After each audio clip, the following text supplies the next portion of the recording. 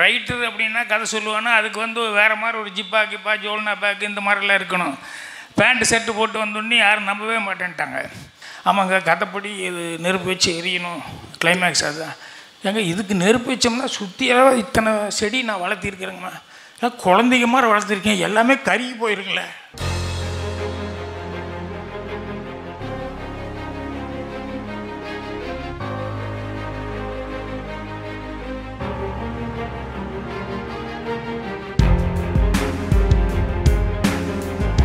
ஆசான், திரைக்கதை மன்னன், அற்புதமான வசன எழுத்தாளர், சிறந்த தயாரிப்பாளர், நம் அனைவரின் மரியாதைக்குரிய மிகப்பெரிய இயக்குனர் திரு கே பாக்யராஜ் சார் அவர்களை பேசுமாறு அன்புடன் அழைக்கிறோம்.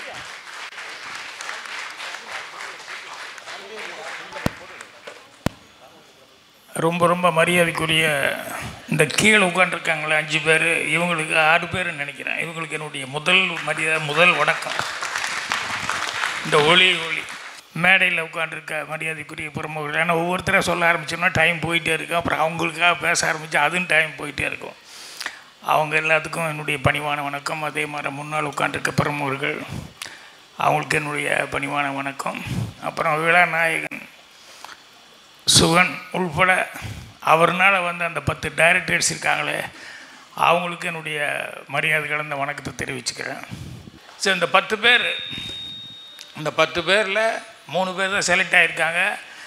மீதி 7 பேர் வந்து செலக்ட் ஆகலை அப்படின்னு சொன்னோம்னா இவங்க தான் வெற்றி பெற்றவங்க. 3 பேர் நல்ல அவங்க வெற்றிக்கு போராடி இருக்காங்க, முயற்சி பண்ணியிருக்காங்க, அது மிஸ் ஆகிருக்கு, அவ்வளோதான். ஏன்னா எப்படியும் ஃபஸ்ட்டு செகண்டு தேர்டு தான் செலக்ட் பண்ண முடியும், மீதி செலக்ட் பண்ணுறதுங்கிறது இல்லை. அதுக்காக வந்து அவங்க முயற்சி பண்ணலைங்கிறது இல்லை. யாருமே வந்து எதில் வந்து தோல்வி அடைஞ்சால் அது தோல்வி இல்லை, முயற்சி தான். ரெண்டாவது இன்னொன்று என்னென்னா ஒரு ரூட்டு கற்றுக்கிட்டு இருக்காங்கன்னு அர்த்தம். இதில் போனால் தோல்வி அப்படிங்கிறது வந்து கற்றுக்கிட்டாங்க அப்படிங்கிறது தான் அது அந்த லெசன். அதனால் அது எப்போவுமே கற்றுக்கிற மாதிரி தான் எடுத்துக்கணும். இதில் சுகன் எனக்கெல்லாம் அந்த காலத்தில் வந்து நான் சினிமாவுக்காக வந்து போராடும்போது ஒவ்வொரு கம்பெனியாக தேடி போய் வாசலில் போய் இப்படி கையை கட்டி நின்று அந்த ப்ரொடியூசரோ டைரக்டரோ வரும்போதெல்லாம் வந்து கதை சொல்லுவேன் அப்படின்னு சொல்லிட்டு இது பண்ணால் அப்படின்னு மேலேருந்து கீழே வரைக்கும் பார்ப்பாங்க. வந்தது வந்து ரொம்ப சின்ன வயசில் வந்துட்டு அப்புறம் வேறு இந்த ரைட்டர் அப்படின்னா கதை சொல்லுவானா அதுக்கு வந்து வேறு மாதிரி ஒரு ஜிப்பா கிப்பா ஜோல்னா பேக்கு இந்த மாதிரிலாம் இருக்கணும். பேண்ட்டு செட்டு போட்டு வந்தோடனே யாரும் நம்பவே மாட்டேன்ட்டாங்க. அதனால் பெரிய போராட்டமாக இருந்தது. அதனால் திறமைகளை வந்து வெளிக்கொண்டு வந்து நம்ம காமிச்சு சொல்லி ஓகே ஆகிறதுங்கிறது வந்து ரொம்ப சிம்ம சொப்பனம்னு சொல்லுவாங்களே அந்த மாதிரி இருந்தது. ஆனால் இன்றைக்கி சூழல் வந்து ரொம்ப மாறிப்போச்சு. என்னென்னா யாரும் யாருக்கிட்டையும் போய் வாசலில் நிற்கணுங்கிறதுல சான்ஸ் வேணும்னு கேட்கணுங்கிற அவசியம் இல்லை.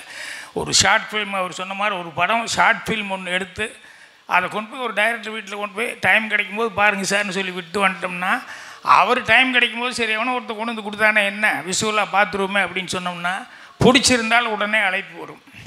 அந்த அளவுக்கு இன்றைக்கி வந்து சூழ்நிலை மாறிப்போச்சு.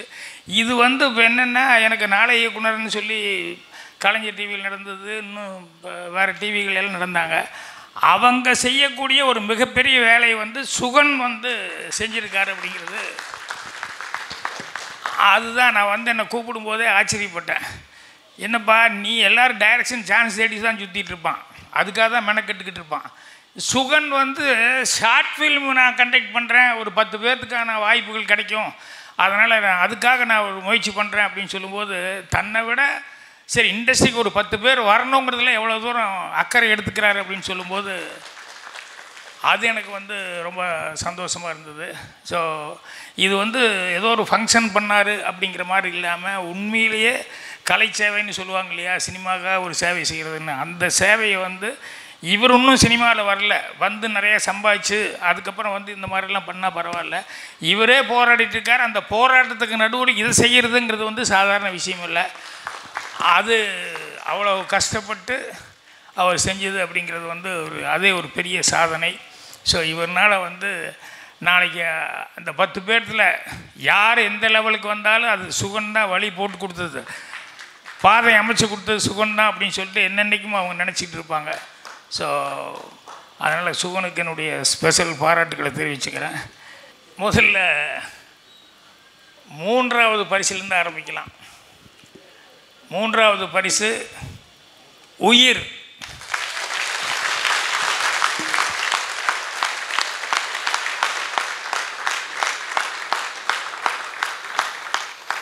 அதில் வந்து ஒரு அம்மா 2 குழந்தைகளை வச்சுக்கிட்டு அழகாக ஒரு நல்ல விஷயம் சொல்லியிருந்தாங்க. என்னென்னா, வளர்ப்பு பிராணி நம்ம வளர்க்கணுன்னு ஆசைப்படுறதுல தப்பு இல்லை, ஆனால் அதுக்குண்டான சூழல் நமக்கு இருந்து அதை கரெக்டாக பராமரித்தா பரவாயில்ல. இல்லைன்னா அதை மீன் வந்து தாய்கிட்டேருந்து சேயை பிரித்த மாதிரி எங்கிட்டேருந்து உங்களை பிரித்தா எப்படி இருக்கும், உங்கள்கிட்டருந்து என்ன பிரித்தா எப்படி இருக்கும் அப்படின்னு ஒரு கருத்தோடு வந்து நீங்கள் தான் அந்த என்ன உங்கள் பேர் ஸ்வீட் ராஜ், நல்லா இருக்கு பாருங்கள் பேர் ஸ்வீட் ராஜன்.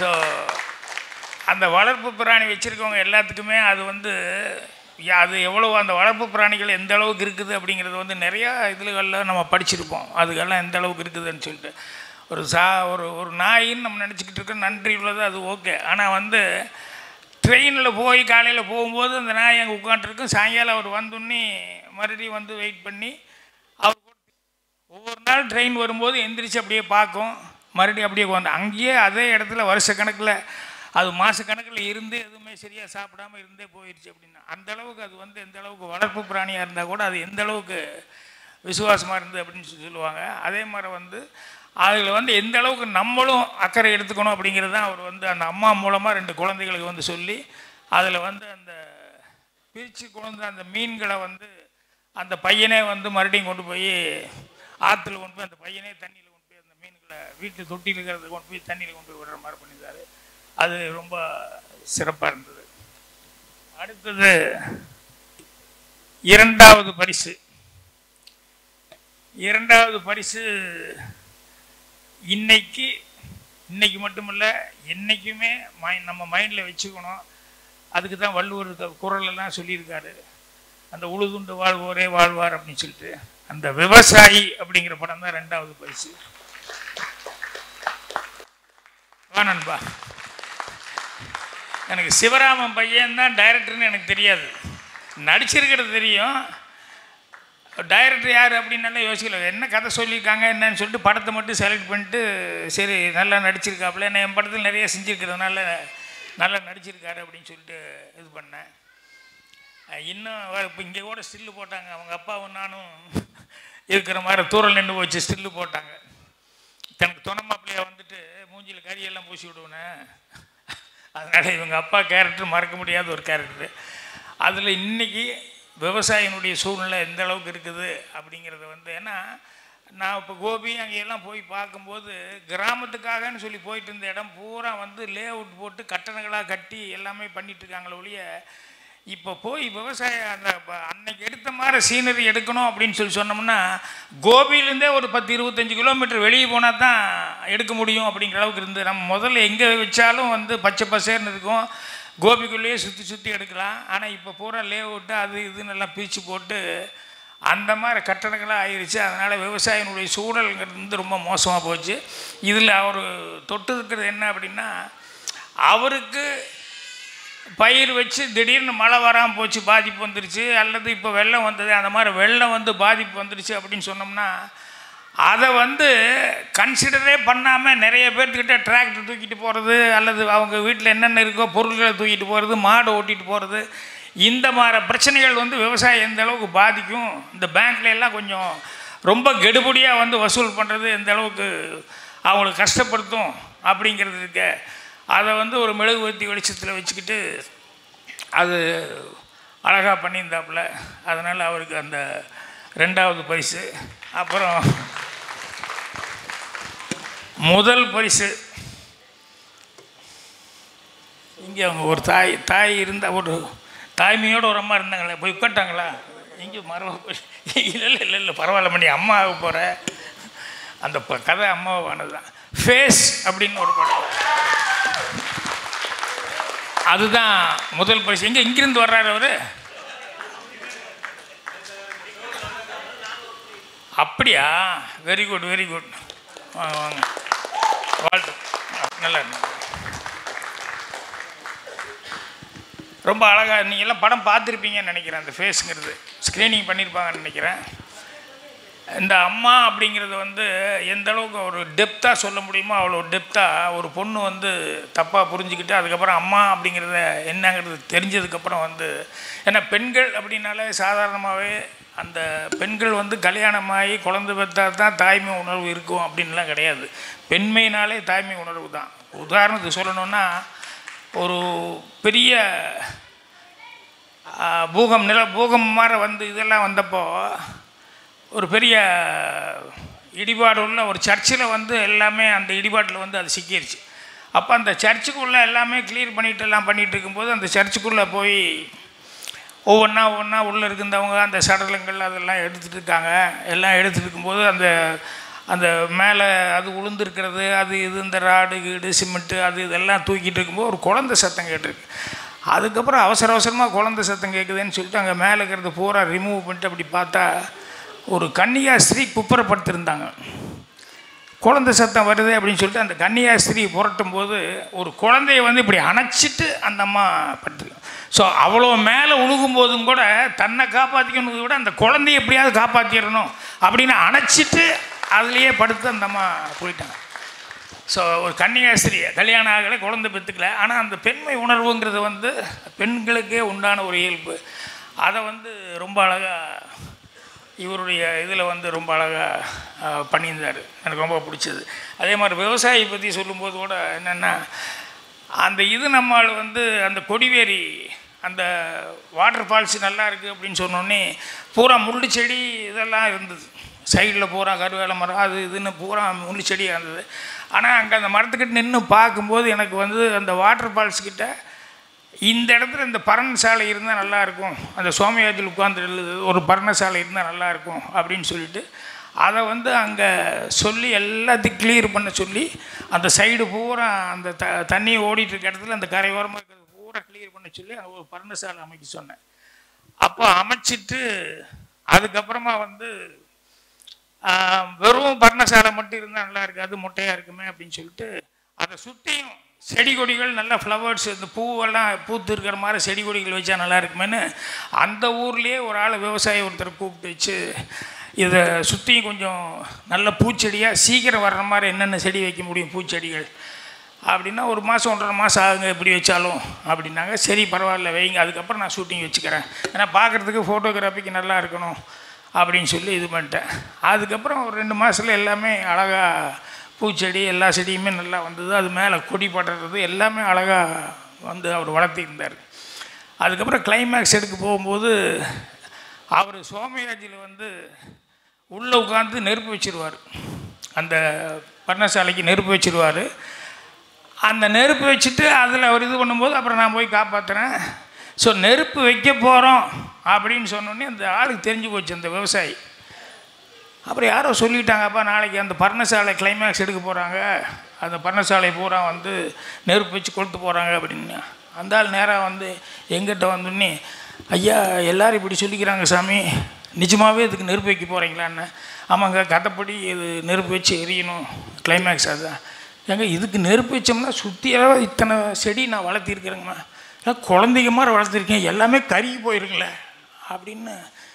இல்லைங்க கதைப்படி இல்லை சாமி குழந்த மாதிரி வளர்த்திக்கிறார், தயவு செஞ்சு டப்புன்னு கால் விழுந்துட்டார், இந்த செடிகளை காப்பாற்றுங்க, அதை விட்டுட்டு வேறு என்ன வேணால் பண்ணிக்கோங்க அப்படின்னு. நான் என்னடா பண்ணுறதுன்னு தெரியல, அவருக்கு எப்படி புரிய வைக்கணும்னு தெரியல. கிளைமேக்ஸு இதுதான் ஃபிக்ஸ் பண்ணிவிட்டேன், இனி எங்கே போய் பர்ணசாலையை போட முடியும், அந்த பேக்ரவுண்ட் எங்கே கிடைக்கும்.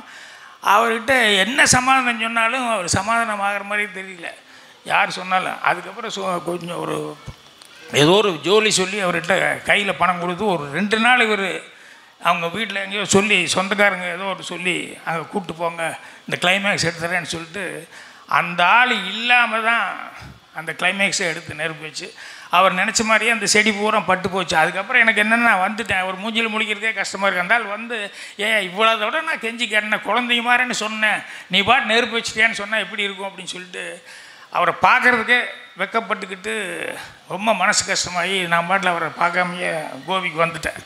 ஸோ அந்த செடியை வளர்த்தும் போது அந்த விவசாயிகள் அப்படிங்கும்போது அந்த செடியை வளர்த்தும் போது ஒரு குழந்தை பிள்ளையை வளர்க்குற மாதிரி தான் வளர்க்குறாங்க ஒழிய அதை பராமரிக்கிறாங்க ஒழிய அதையும் ஒரு உயிர்னு தான் பார்க்குறாங்க. ஸோ அந்த விவசாயி இது பண்ணும்போது எனக்கு அந்த இது ஞாபகம் வந்தது. ஸோ 3 பேருமே ரொம்ப சிறப்பான இதில் பண்ணிட்டீங்க. ஒருத்தர் தாய் பாசம், ஒருத்தர் விவசாயம் அப்படின்னு சொல்லிட்டு, இன்னொருத்தர் ஏதோ 5 அறிவுள்ள உயிர்கள் தானே இல்லை அது நம்மளை மாதிரி உயிர் தான் அப்படின்னு சொல்லிட்டு. ஸோ 3 பேர்த்துக்குமே என்னுடைய மனமார்ந்த பாராட்டுகள் தெரிவிச்சுக்கிறேன். இது போக மற்ற 7 பேர் படத்துலேயும் ஒவ்வொன்றிலையும் ஒவ்வொரு சிறப்பம்சம் இருக்குது. எல்லாத்துலேயும் நான் பார்த்த பொறுமையாக ஒவ்வொன்றையும் பார்த்தேன். நான் இந்த அறுவடை செய்யலாம் படமெல்லாம் பார்த்தேன். அதில் அந்த மேக்கப்பு அதெல்லாம் இருக்க அவ்வளோ கஷ்டப்பட்டு மேக்கப் போட்டு அப்படியெல்லாம் பண்ணியிருக்காங்க. அந்த மாதிரி நிறையா படங்கள். சில பேர் வந்து ஒரே ஒரு 2 ஷாட்டோ 4 ஷாட்லேயே அதில் ஒரு கதை சொல்லியிருக்காரு அவர். ஆனால் என்ன கொஞ்சம் அதெல்லாம் வந்து இதுகளை கம்பேர் பண்ணும்போது இதுக்கு அடுத்த லெவலில் தான் இருந்தது. இந்த கவசமெல்லாம் பண்ணியிருந்தாங்க ஒருத்தர். ஏன்னா ஆக்சிடென்ட் ஆகி ஒருத்தர் இறந்து போகும்போது பார்த்தா அவனோட செல்ஃபோனுக்கு வந்து இது போட்டிருக்கும் கவர். இதுக்கு கவர் போட்டால் உன் உயிரை காப்பாற்றிக்க தலைக்கு ஒரு கவசம் போடலையான்னு நல்லா மீனிங்ஃபுல்லாக தான் எடுத்திருந்தார். ஸோ இப்படி ஒவ்வொருத்தரும் ஒவ்வொரு விஷயத்தில் வந்து இவர் கூட சில இது வந்து சொன்ன ஒரு ரூமுக்குள்ளேயே ஒருத்தர் பேசிகிட்டு இருப்பார் அப்படின்னு சொல்லிட்டு அதை எல்லாமே மீனிங்ஃபுல்லாக தான் இருந்தது. அதனால் யாருமே சோட போகலை. 10 வந்தது 10மே ஒவ்வொன்றும் ஒவ்வொரு ரகம். ஆனால் இந்த தரம் அப்படிங்கிறது இருக்குல்ல, தாய்ப்பாசம், அது விவசாயம், அப்புறம் மற்ற உயிர்களையும் நம்ம உயிர் மாதிரி பார்க்கணும். அந்த அடிப்படையில் தான் அந்த 3 பேர்த்து செலக்ட் பண்ணிக்கிறோம். ஸோ அதனால் கலந்துக்கிட்டவங்க எல்லாத்துக்குமே என்னுடைய மனமார்ந்த பாராட்டுக்களை வந்து தெரிவிச்சுக்கிறேன். மீண்டும் என்னை விட இவங்க வந்து நான் செலக்ட் பண்ணது ஒரு பெரிய சமாச்சாரம். ஏன்னா எனக்கு வேலையே அதுதான். அதனால் நான் வந்து அதை படம் பார்த்தேன். படம் பார்க்கும்போது இன்வால்மெண்ட்டோடு பார்த்துட்டு அதுக்கப்புறம் நான் செலக்ட் பண்ணேன். இதை வந்து இப்படி ஒன்று பண்ணணும் அப்படின்னு சொல்லி சுகன் வந்து இந்த மாதிரி எதிர்காலத்துக்கு அவங்களுக்கெல்லாம் ஒரு படி அமைச்சு கொடுக்கணும் அப்படின்னு சொல்லிட்டு அவரே போராடிட்டு இருக்கார். இந்த போராட்டத்துக்கு நடுவில் இதை வந்து இவர் பண்ணதுங்கிறது இருக்கே, அதுதான் ஹேட்ஸ் ஆஃப். அதுதான் ரொம்ப ரொம்ப பாராட்ட வேண்டியது. ஸோ இதுக்கு இவ்வளவு பேர் இவங்க எல்லாருமே அந்த சுகனுடைய அவருடைய உழைப்பை மதித்து மரியாதை கொடுக்கணுன்னே இத்தனை பேருமே இங்கே வந்திருக்காங்க இவங்க. ஸோ எல்லோரும் இவங்கெல்லாம் வந்து எனக்கு நான் வந்துன்னே போகணும்னு சொல்லிட்டு தான் வந்தேன். அப்புறம் இங்கே வந்து இத்தனை பேர்த்த மேடை ஏற்றும் போது ஆஹா நான் மட்டும் முதல்ல பேசிட்டு போனால் எல்லாத்துக்கும் எப்படி இருக்கும், அதனால் பரவாயில்ல அப்படின்ட்டு கொஞ்சம் எனக்கு இருக்கிற வேலையை கொஞ்சம் வெயிட்டிங்கில் நான் அப்புறம் வர்றேன் அப்படின்னு சொல்லிட்டு தான் நான் உட்காந்துட்டேன். ஸோ இவங்கெல்லாம் எவ்வளோ மனமும் வந்து அவங்கள பாராட்டணும்னு நல்ல மனசோடு வந்திருக்காங்க தெரியும். அதே மாதிரி தொகுப்பு பண்ணிகிட்டு இருந்தாங்களே சுமைதா, இங்கேயும் இருக்கேன், அவங்க ஒன்று கூப்பிட்டது பெருசு இல்லை, நீ இந்த நிலைமையிலேயும் பரவாயில்ல அப்படின்னு சொல்லிட்டு நான் வந்து இது பண்ணணும் ரொம்ப ஸ்போர்ட்டிவாக வந்து இது பண்ணிக்க. அதுக்கு தான் நல்லபடியாக உனக்கு குழந்தை வந்து நல்ல தாயாகணும் அப்படின்னு சொல்லி என்னுடைய வாழ்த்துக்களை முதலே தெரிவிச்சுக்கிறேன். ஸோ இவ்வளோ தூரம் நீங்கள்லாம் வந்து இந்த இதில் கலந்துக்கிட்டது உங்கள் எல்லாத்துக்கும் மீண்டும் என்னுடைய மனமார்ந்த நன்றியை நான் தெரிவிச்சுக்கிறேன். வணக்கம். First prize GK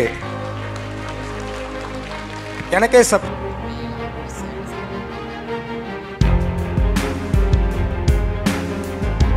second prize Adesh Bala.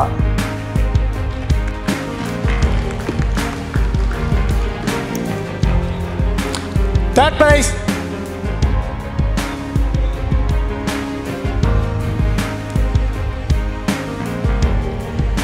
ஸ்வீட்ராஜ்.